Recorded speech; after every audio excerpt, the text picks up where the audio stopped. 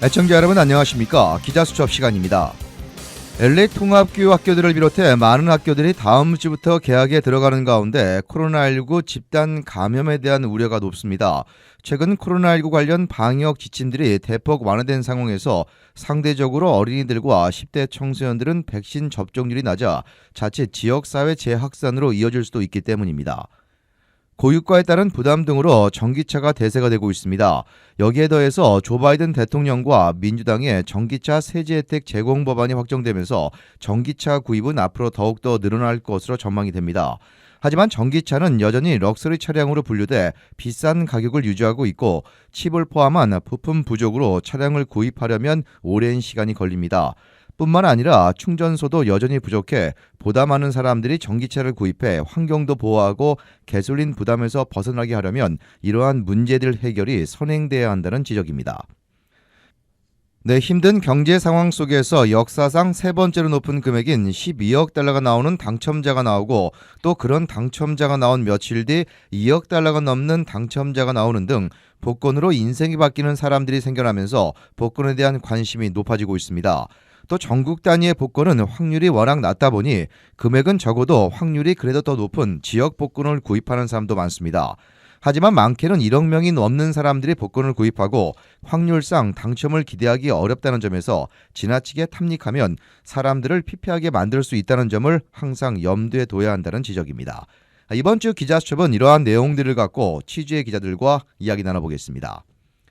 LA 통합교육교를 포함해 캘리포니아주의 대부분의 학교들이 오는 15일 개학을 앞둔 가운데 교내 코로나19 집단 감염에 대한 우려가 나옵니다.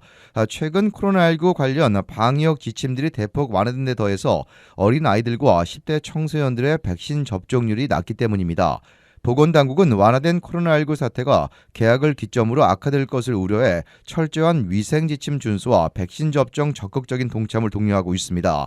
이런 가운데 학부모들은 부작용이 우려돼 어린 아이들의 백신 접종을 꺼리면서도 동시에 감염을 우려하고 있어 이러지도 저러지도 못하는 상황에 놓여 있습니다.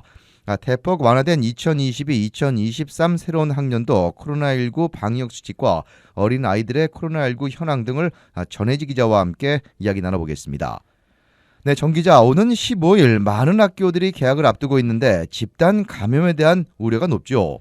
네, 그렇습니다. LA 통합교육고를 비롯해 많은 학교들이 오는 15일 개학을 앞두고 있습니다. 지난해와 비교해보면 코로나 확산세나 위험 수준 등 코로나 주요 수치들이 많이 수그러들긴 했지만 다시 코로나19가 확산하지 않도록 하기 위해 개학을 앞두고 보건당국은 각별한 주의를 당부하고 있습니다. 네. 아무래도 학교에서는 한 교실에 수십여 명의 학생들이 또 장기간 붙어 있다 보니 한 개의 확진 사례가 수십 건 혹은 수백 건으로 이어지기 쉽습니다. LA 통합교육구 환경보건 정책을 보면요. 교실 크기는 한 사람당 최소 20스퀘어피트를 기준으로 합니다. 이는 가로 세로 약 1m 36cm에 불과한 크기입니다. 밀집, 밀접, 밀폐 등 이른바 3밀이 들어맞아 확산될 수밖에 없는 최적의 조건인 거죠. 실제로 지난 5월 한 주 동안 LA 카운티 내 K-12 학교에서 최소 25명, 최대 80명에 이르는 집단 감염 사례가 약 16건 발생하기도 했습니다. 네, 학교들의 개학을 앞두고 코로나19 재확산에 대한 우려가 높은 상황입니다. 하지만 그나마 다행인 것은 현재 코로나19 상황이 크게 개선이 됐다는 건데, 자, 전혜지 기자, 그렇다면 현재 코로나19 상황 얼마나 완화가 된 겁니까? 네, 코로나19 변이 오미크론 정점이었던 올해 초와 비교하면 많이 완화된 것은 사실입니다. 연방질병통제예방센터 CDC는 지난 11일 LA 카운티의 코로나19 위험 등급을 높음에서 중간으로 하향 조정했죠. 이는 입원 환자 수가 급감한 데 따른 겁니다. CDC는 코로나19 입원 환자 수가 인구 10만 명당 10명을 넘으면 위험 등급을 높음으로 격상하고 있습니다. 즉 앞선 하향 조정은 LA 카운티의 코로나19 입원 환자 수 평균치가 인구 10만 명당 10명 아래로 떨어졌음을 의미합니다.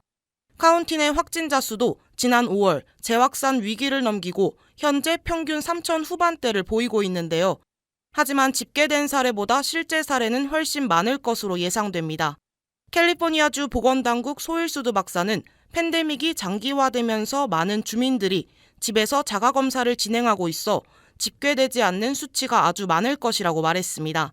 근데 이를 반대로 놓고 보면 확진자 가운데 중증 위험으로 가는 확률은 집계된 수치보다 낮다는 것으로 풀이될 수 있습니다. 그렇기 때문에 코로나19 주요 수치들은 완화됐지만 보건당국은 긴장의 끈을 놓아서는 안 된다고 강조합니다. LA 카운티 공공보건국 바바라 퍼레어 국장은 코로나19 관련 수치들이 감소세를 이어가고 있고 위험 등급도 중간으로 하향 조정됐지만 여전히 일일 확진자 수가 수천 명에 달한다는 점을 잊어서는 안 된다고 짚었습니다. 이어 코로나19에 감염되면 재확산의 시초가 될 수 있는 만큼 모두의 안전을 위해 마스크 착용 등 철저한 위생 지침 준수와 적극적인 백신 접종 동참이 뒤따라야 한다고 덧붙였습니다. 자, 정 기자, 그러면 개학을 앞둔 5살에서 17살 사이 어린아이 또 청소년들의 현재 코로나19 상황은 어떻게 됩니까? 네, 아이들의 확진 사례는 꽤 많은 비중을 차지하고 있습니다. 네. 지난 6일 기준으로 30일 동안 보고된 확진자 가운데 약 9%의 사례는 해당 연령대에서 보고됐습니다. LA 카운티 공공보건국이 최근 발표한 통계에 따르면요. 팬데믹 이래 보고된 5살부터 17살 아이들의 확진 사례는 총 53만여 건이었습니다. 이는 보고된 총 사례의 16.8%에 달합니다. 65살 이상 연령층에서 보고된 수치보다 무려 88% 높은 겁니다. 세부화해서 살펴보면 5살에서 11살 아이들의 확진 사례는 약 27만 건, 12살에서 17살 아이들은 26만여 건으로 비슷한 비율을 보였습니다. 반면 아이들의 입원율은 큰 폭으로 낮았습니다. LA 카운티 내 총 입원 환자 수 14만 8,847건 가운데 이 나이대 아이들의 입원 사례는 1,866건으로 1.25% 정도밖에 되지 않습니다. 이렇게 아이들의 경우 코로나 바이러스에 감염이 되더라도 가벼운 증상을 보이고 마는 경우가 많습니다. 때문에 학부모들에게는 감염보다 백신의 부작용에 대한 두려움이 더 크게 다가오면서 해당 연령대의 백신 접종률이 저조한 상황입니다. 자, 그러면 아이들의 백신 접종률 얼마나 낮은 겁니까? 네, 캘리포니아주 전체를 놓고 보면요. 지난달 말 기준 코로나19 백신 접종을 완료한 5살에서 17살 인구는 약 2,400만 명으로 집계됐습니다. 이는 해당 연령대 전체 인구의 약 45%에 해당하는 겁니다. 이 연령대의 접종 완료자 가운데 부스터샷을 맞을 요건이 되는 아이들도 약 2,200만 명에 달했습니다. 하지만 실제 코로나19 부스터샷을 접종한 아이들은 9.5%인 500만 명에 그쳤습니다. 연령대로 나눠보면 5살부터 11살 어린이가 79만 6천여 명, 12살부터 17살 청소년은 420만 명만이 부스터샷을 접종했습니다. 부스터샷 접종률이 저조한 건 대다수 아이들이 아직 기본 접종 2차례도 채 끝내지 않았기 때문입니다. LA 카운티를 보면 5살부터 11살 아이들의 백신 접종률은 35%, 12살부터 17살의 경우 79%로 집계됐습니다. 비교적 어린 학생들의 경우 백신 접종률이 낮기 때문에 개학을 앞두고 보건당국들은 아이들의 백신 접종을 촉구하고 있는 상황입니다. 자, 그런데 이들 연령대들의 중증 위험도가 현저히 낮은데도 불구하고 보건당국이 백신 접종을 강조하는 특별한 이유가 뭔가요? 네, 앞서 말씀드린 대로 LA 카운티 내 5살부터 17살 아이들의 입원 사례는 전체의 1.25%밖에 되지 않습니다. 하지만 여전히 입원 사례가 수천 건에 달하기 때문에 위험하지 않다라고 말할 수는 없습니다. 또 아이들은 경각심이 낮기 때문에 감염에 노출될 가능성이 높죠. 아이들의 경우 가벼운 증상을 보이고 넘어갈 수 있지만 가족 내 집단 감염으로 이어지기 십상입니다.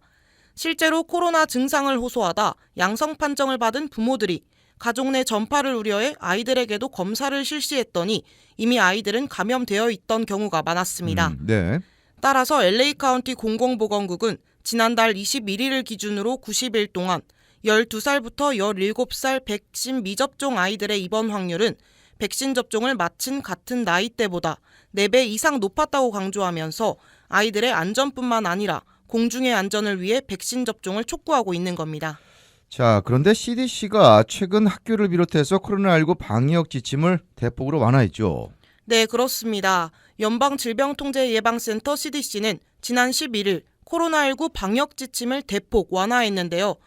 16살 이상 95%의 주민들이 백신 접종을 마쳤거나 감염을 최소 한 번 겪었기 때문에 중증 위험도가 낮을 것으로 판단한 데에 따른 결정이었습니다.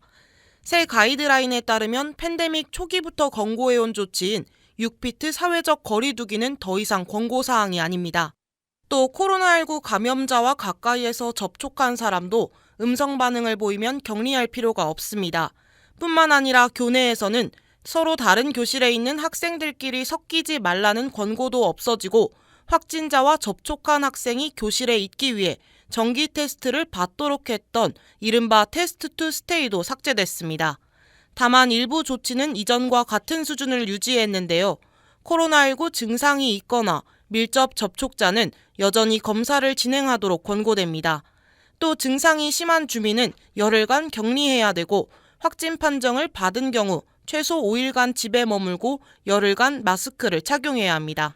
네, LA 통합교육부도 올 학년도부터 코로나 관련 수칙을 완화시켰죠. 네, 그렇습니다. 개학을 앞둔 LA 통합교육부는 2022-2023 학년도 코로나19 관련 보건수칙에서 대부분의 방역수칙을 폐지했습니다. LA 통합교육부는 개학을 앞둔 학생들에게 등교 전 캠퍼스에서 진행하는 PCR 코로나 테스트 결과를 제출하도록 했었는데요. 지난 2일 알베르토 카발로 교육감은 이 규정을 중단하라고 전달했습니다. 따라서 학생들은 개학일 48시간 전에 집에서 신속 항원검사 기기를 사용해 검사한 결과를 제출하면 되는 겁니다. 새 지침에 따르면 학교에서의 마스크 착용도 의무사항이 아니라 선택사항으로 유지됩니다.